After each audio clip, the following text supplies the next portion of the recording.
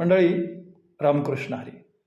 संगीत संगीत माणसाच्या मनाला भरभरून आनंद देतं. संगीत माणसाच्या मनाची प्रसन्नता वाढवतं. खरं तर संगीताला कुठल्याही भाषेचा अडसर नसतो.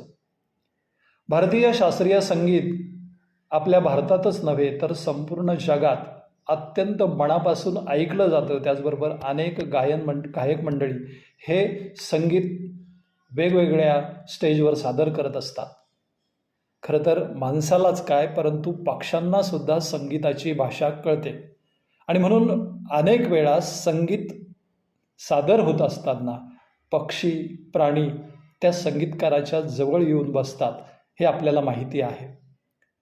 खरं तर अलीकडच्या काळामध्ये अनेक डॉक्टरसुद्धा संगीत थेरपी माणसावर करत असतात, म्हणजे संगीत ऐकायला सांगत असतात, जेणेकरून अत्यंत दुर्धर अशा प्रकारचे आजार हे संगीत ऐकल्यामुळे बरे होत असतात.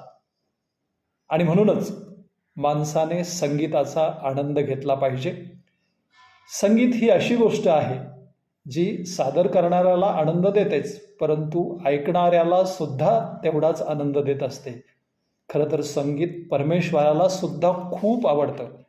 जगद्गुरू श्री संत तुकाराम महाराज आपल्या एका अभंगातून सांगतात, गायनाचे रंगी शक्ती अद्भुत हे अंगी, हे तो देणे तुमचे देवा, घ्यावी अखंडित सेवा, अंगी प्रेमाचे भरते, नेघे उतार चढते.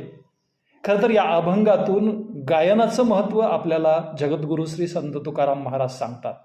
स्वर, लय आणि ताल याला गायनात अत्यंत महत्त्व आहे. आणि अशा प्रकारचं गायन हे श्रोत्यांनाच नव्हे तर परमेश्वराला सुद्धा खूप आवडतं. खरं तर आपल्या गायनामध्ये आपण त्या परमेश्वराचं गुणगान केलं पाहिजे, श्रीहरीचं गुणगान केलं पाहिजे, जेणेकरून परमेश्वराबरोबर आपल्यालाही त्याचा आनंद मिळतो आणि आपलं गाणं निश्चितपणे परमेश्वर मनापासून ऐकतो. गायनाच्या अंगी एक अद्भुत अशी शक्ती आहे, ज्याच्यामुळे समाज, श्रोते आणि देव संतुष्ट होतो. खरं तर गायन साधना ही परमेश्वराकडून मिळालेली एक अद्भुत अशी देणगी आहे. म्हणून आपण त्या परमेश्वराचं गुणगान आपल्या गायनात केलं पाहिजे.